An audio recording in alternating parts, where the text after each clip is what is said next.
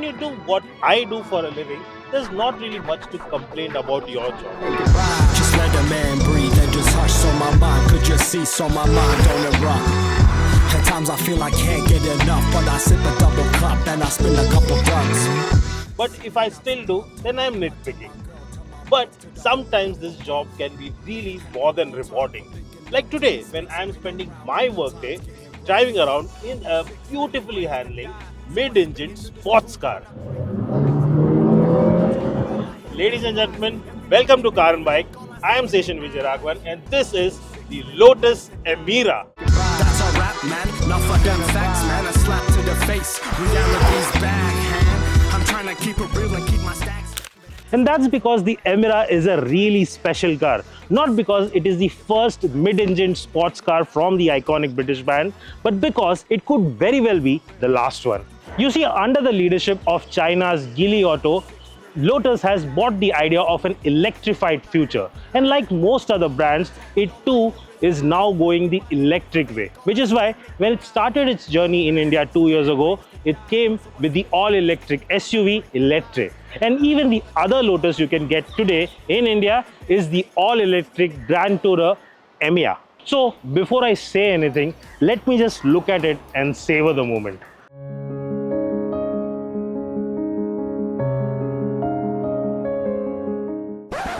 Nah, let's just drive it.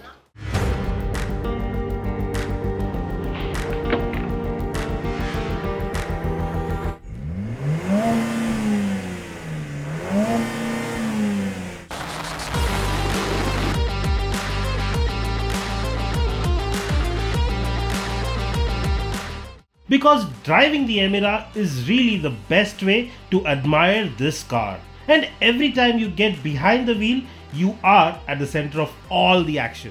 That's because you have the engine for a backseat passenger singing you a beautiful symphony all the time.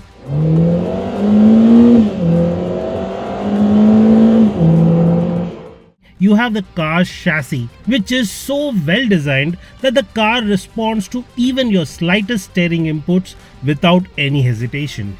And speaking about directness and precision, the thing that's plonked behind me is a 2-liter turbocharged petrol engine sourced from AMG, the very same engine that is known to be the world's most powerful series production 4-cylinder engine. However, in the Emira, it has been detuned to offer you not 415 brake horsepower but 360, but that is a respectable number. Also, the torque has been brought down to 430 Newton meters from 500. But is that a bad thing?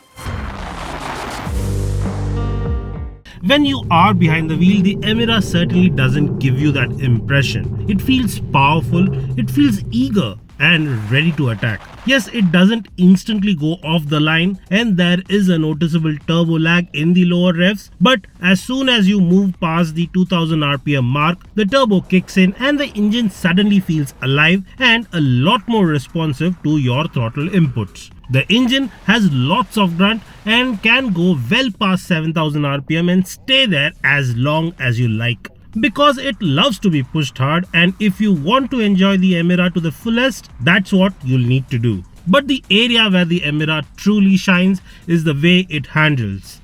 Sharp, direct and precise.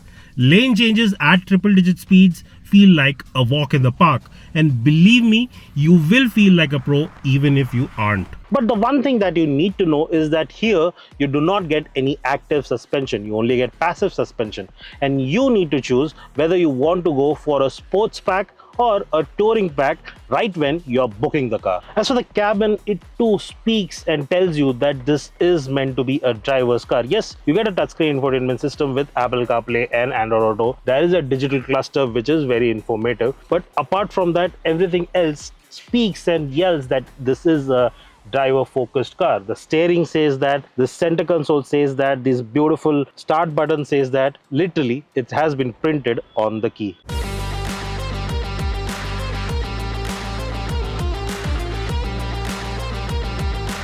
Having said that, you do have the convenience of power adjustable seats with lumbar support. However, while Lotus does offer heating function, which literally has no use in India, you do not get cooled seats, and that's a big miss. Visually, the Emira will remind you of its predecessors like the Elise, Exige and Evora, and stays true to that legacy. While the signature Lotus touches are there, the design has some of that Italian flavor as well, and that's a good thing. The fully automatic headlamps do look sharp, while the 20-inch ultra lightweight diamond turned alloys add to the road presence. But the highlight, of course, is that beautiful dual-tipped rear exhaust. The Lotus Emira is offered at a starting price of 3 crore 22 lakh rupees ex-showroom India.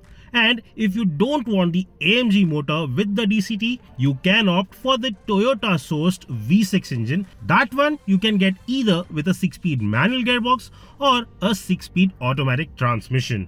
But is the price justified?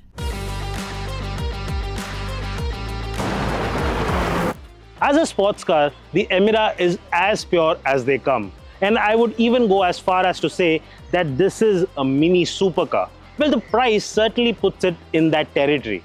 And that is the big takeaway here. Yes, compared to other global markets, the Emira in India is almost twice or almost 3 times as expensive. But it is part of that dying breed of crazy, super fun, impractical sports cars that come with a proper internal combustion engine. And it could very well be one of the last from Lotus. So if you have the deep pockets to realize this dream, then you should consider making the Emira a part of your garage, because it will certainly add a value that will be immense. If you like what you saw, then do like and share, and if you want more such content from Car and Bike, do subscribe and keep following.